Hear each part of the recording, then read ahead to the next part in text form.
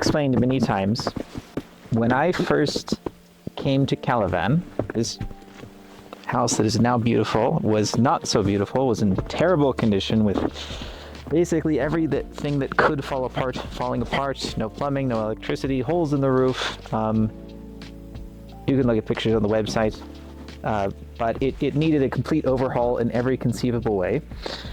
And the first most obvious thing to do would be to install plumbing and wiring so that I could move in and live a very simple existence with water and electricity before moving on to anything fancier. Well, the man who invited me to come live in this village and convinced me to buy this house told me he had many people who could do that type of work. It's very simple. They do it all the time. If I just sent him 250,000 ram, which at the time was about $500 to his bank account, he'd get people to get to work right away so I could move into the new house that I just bought and become a member of the thriving community of Kalavan village, as was my original intention.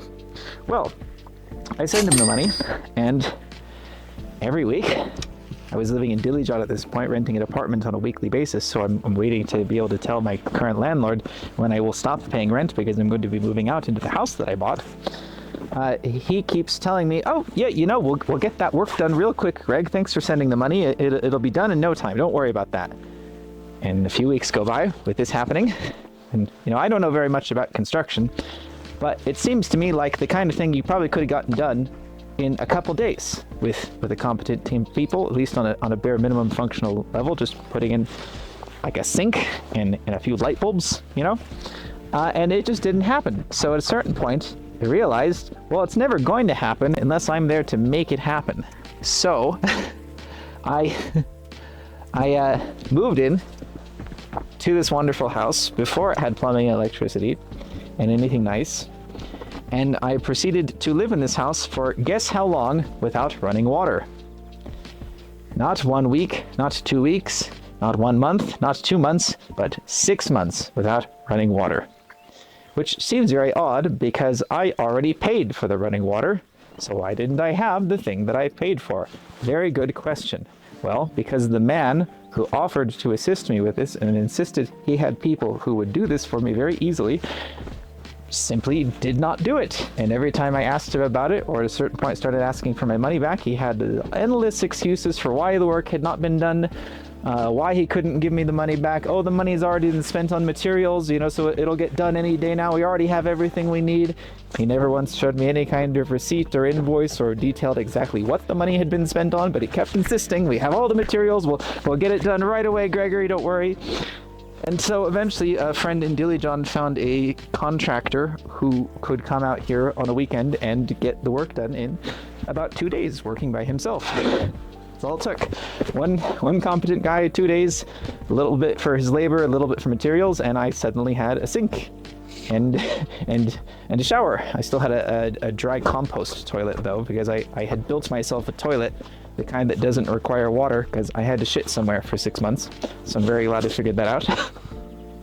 And you'd think at that point then, the man who took my $500 for the work that he never did and apparently never had any intention of doing would simply give me my money back. But nope, it took another 6 months. So 1 year from the time I sent him the money for me to browbeat and threaten him enough to the point where he finally gave me the money back. And at no point did he show any sign that he understood that he had done anything wrong. And I later found out that some other tasks I had sent him money for, like the initial the tractor forming the beginning of the driveway there. Not this whole work, this was all done later. This was all landscaped much later. But initially we just brought in a tractor for a couple hours of work to build a small driveway at the entrance there. I was not in Kalavan yet at the time, but again, I sent him the money. He said, oh, it'll be at most $400. So I think, okay, I'll send him the $400 and he'll give me back the whatever amount less than that it wasn't. He never gave me any money back, so okay, it must have been $400. We later talked to the operator of that tractor, who said he was only paid half of that. Where did the other $200 go? I never found out. Because when I confronted this man with this fact, he insisted that man was mistaken and that he had in fact paid him the full $400 and that all of my money was spent exactly the way that it was supposed to. I don't know if I trust what this man tells me he does with his money. To make matters worse, a couple years later, when I was interviewed by the local news about my experience of moving to Kalavan, I told them this story. Just the facts, not trying to spread any vitriol or hatred or fuck this guy. Can you believe this guy ripped me off like this or anything like that? Simply saying, well, it was really difficult for me to move in here.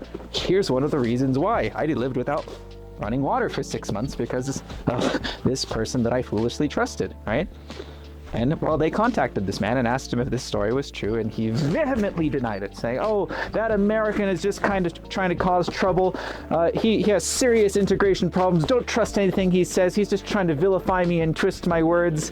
And the whole village was very supportive when he came. They all came together and installed all the plumbing and electricity he needed. I have witnesses for those 6 months that I was here with guests who came and stayed with me for when I didn't have running water and electricity, who will verify that my story is true. So now I know that not only was this man okay with attempting to rip me off and successfully ripping me off in some of these things, but now I know that he is okay with lying to the public about this and insists on telling a story where he did the opposite of what he actually did. So I unfortunately learned that the village that I thought I was moving into, full of entrepreneurially minded people who were very eager to have me here, couldn't be further from the truth. It's not that. It's a village full of people who like to tell pleasant-sounding stories because it makes it easy for them to get money from naive suckers like me. But I have a nice house now because I finally found the few people that I could trust here, in addition to the international volunteers that we bring in to finally, get things done the American way, which is to say the correct way, the rational way, the effective way, the honest way.